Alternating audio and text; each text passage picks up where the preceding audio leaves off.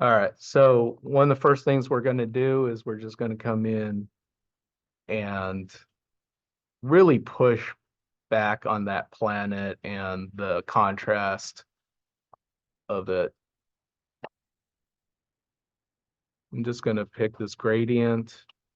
I'm just going to knock it back into space, into outer space.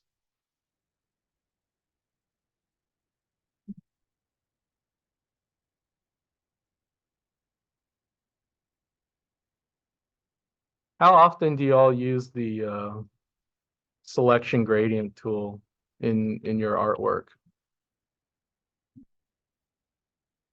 Huh? Okay. Yeah, I I highly recommend y'all use it more because it's like a fast way to get this you know like that. If I was to paint that in, I would kind of futz around with it all day with the paintbrush, and then it would get all blotchy and stuff. But with the gradient tool, you can really get some nice blends very quickly, and knock it back into space, especially when you're talking about atmospheric perspective stuff. Like, I don't even need to see the right-hand side of that planet because why? It would be lit from the left-hand side, and so the right-hand side of it wouldn't really even show at some point, right? So,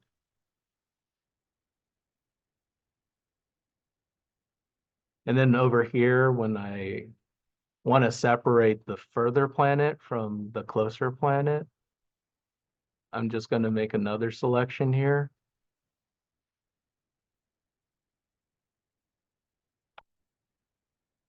I'm just going to knock that one back further too. Would you take away the clouds? Um, I would actually make more of the clouds like a full moon, werewolf thing.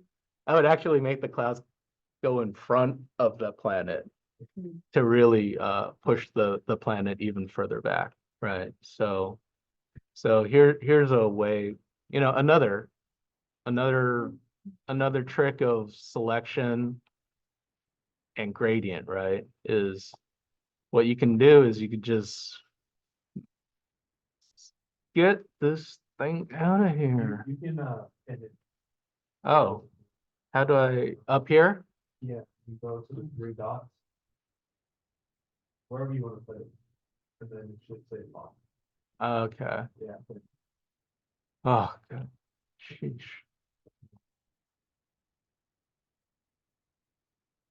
It's like every time Photoshop adds anything new, I'm like, I don't like it. All right, so here we go. The new layer over the top of everything. And I'm just going to pick this darker color right here to start with. And I'm going to hide. And you can see what's happening. I'm just kind of gradiating, painting this in, and then picking this more brownish gray and getting that on the left-hand side of it, right? I'm getting it to where it's pretty opaque, okay? And you're like, that feels like Halloween, paper cutout. Well, then you go to filter and you deselect. You go to filter, you go to motion blur, and you can immediately start getting kind of a streakiness from it, right? You can change the angle a little bit. Don't do it too much because then you start losing it.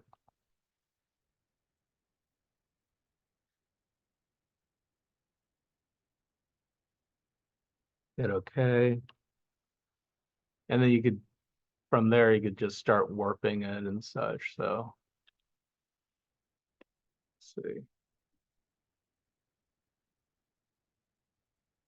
You need to lower this so that I can use the warp tool. Control T, that warp tool.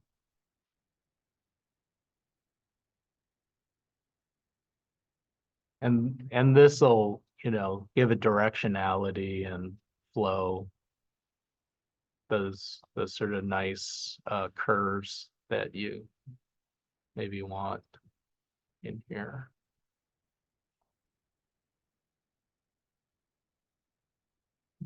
I can immediately see things I want to change on this because it's like even, it's almost like brought to you by the number 3. So I just kind of want to make it so that it just erasing back in on it.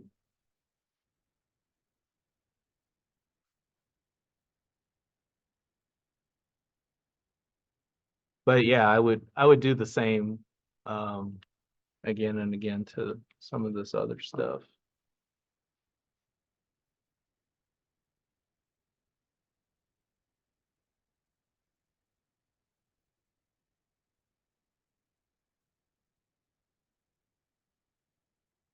Probably too dark, lighten it a little bit. You know.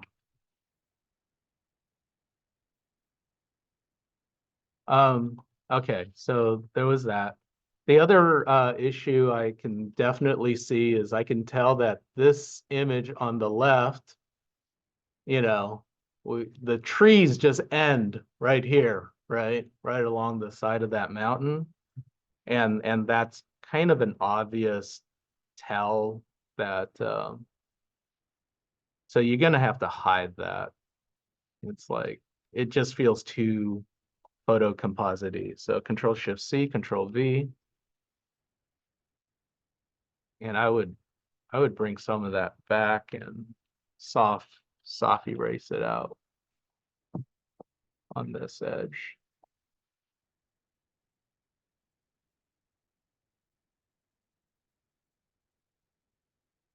You would want that transition to be a lot more subtle than what it was before, right?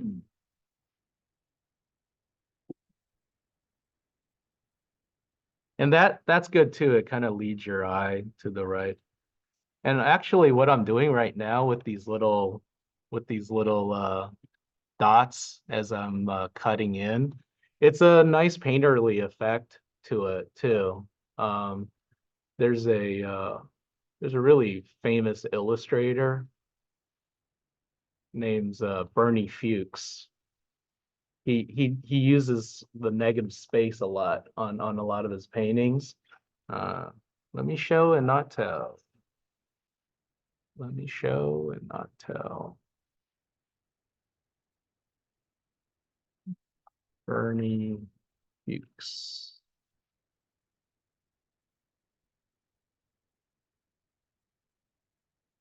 This illustrator paints a lot of silhouettes, but then cuts back in, um, with sort of like this glowing light to the backgrounds. You see there, see all that dappled light stuff is just cut in with a series of dots, right?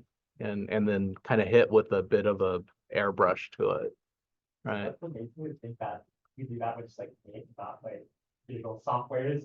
Oh yeah, it's just an airbrush and paint, yeah, for sure. So same thing here. You could see like how it's all kind of cut back in, probably with some turpentine, you know, and it's just a series of dots that are erased back in to kind of, cut positive versus negative shape. Okay. So that's kind of what I was doing here, having that sort of Bernie Fuchs effect on here, right? Just cutting this. And it's good. It's like a painting. It actually looks like art as opposed to yeah, as opposed to what I normally do, which is just photo backsheets. Let's see. There's some really fun stuff here on this thing that I don't know, it feels like the mountain off in the distance right here is missing some of that light value to it. Shift C, Control V. like right here. Right. And makes me just want to paint that in there, right?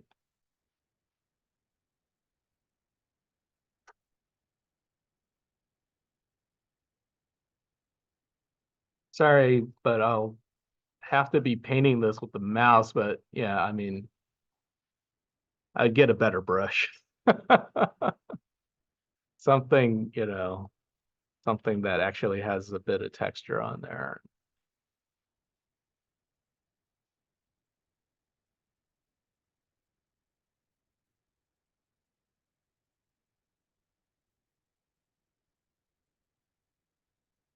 What are your when you see somebody actually paint an actual painting, is it kind of like a wow thing? I hope so. Off the fact that like for paint, I feel like it takes a lot more control not to mess up, and you have to every stroke you put down, you have to really think about it. Yeah. Whereas like on you really just do this thing of Control T and then you'll be fine. I know. Yeah.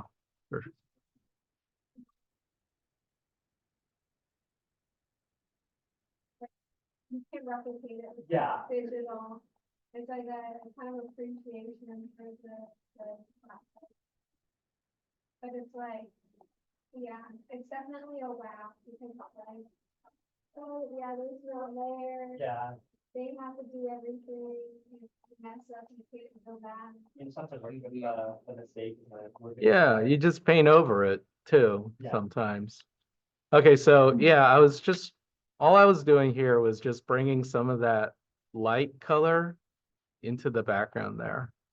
Um, I I I will admit too, like, okay, so that mountain over there should be much further away than this mountain over here, I assume. So that means that mountain over there should have more atmosphere over the top of it as well. So I'm just gonna pick this fog color and just gonna knock it back. What's cool about all this fog too is like Christian's got a real good opportunity here to make like a very nice moody piece. Um, uh, Another thing that I would also change here is just this flat plateau shape going on right there. You all see that? And this tree I just put in just kind of points right at it. But I would make this feel more like a natural mountain range shape as opposed to just a flat shape. So it's kind of and here's the tricky part. It cannot be like this.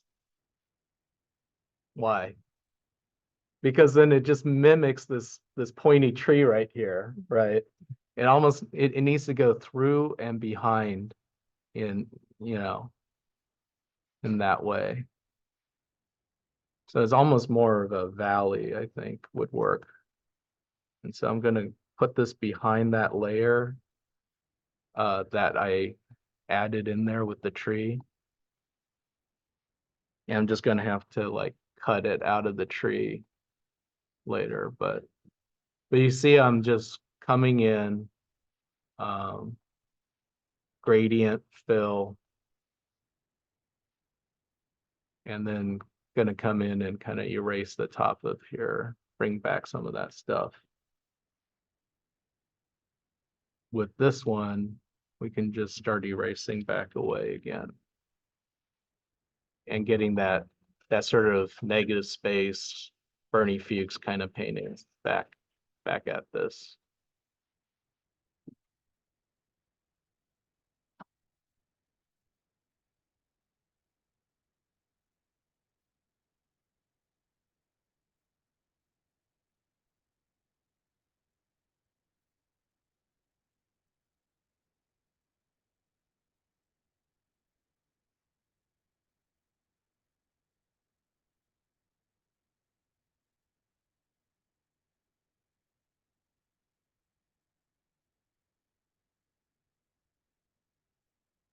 The mountain base right here, I think the base itself is popping out a bit much right now as well. And also, I'm not sure about the position of this spaceship thing right here. It's also, there's also another thing wrong with that spaceship. What do y'all think?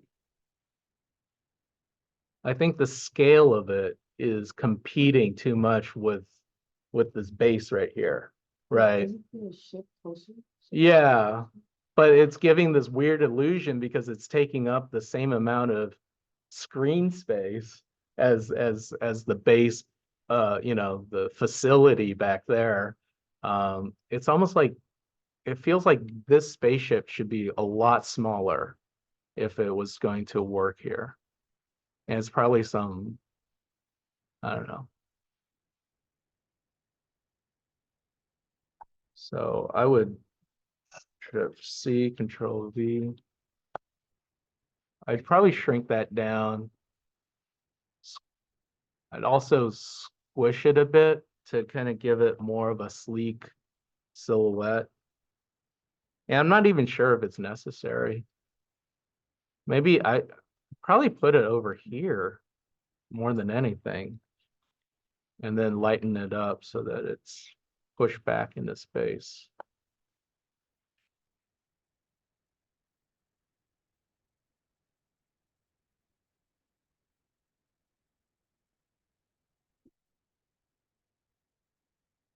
In which case, let's paint this out.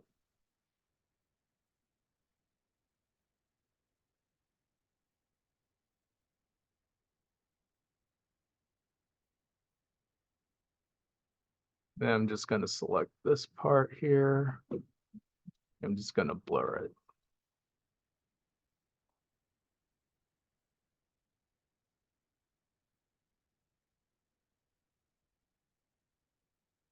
Like that.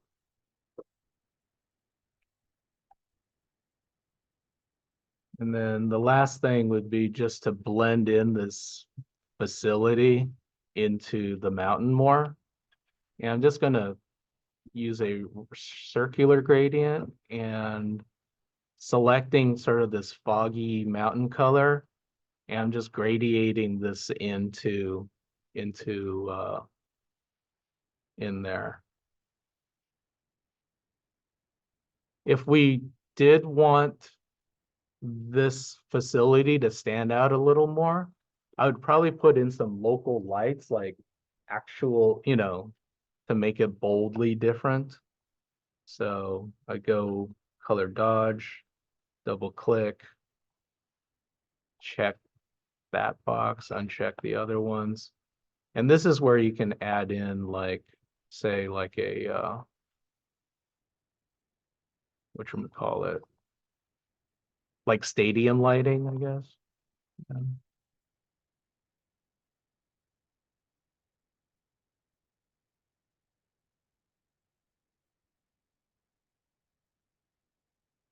Just some local lights here and there.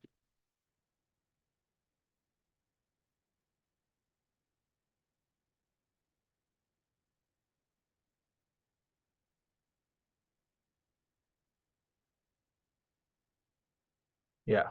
All right. So, okay, I gotta give myself a compliment because that's not bad with a mouse. Okay, so this is where we were, and this is kind of where I ended up. Okay. Something more like that. It kind of blends in a bit better. I got my foreground, middle ground, background back, and the planets in the back aren't competing so hard for my attention anymore. Okay. So gonna stop recording and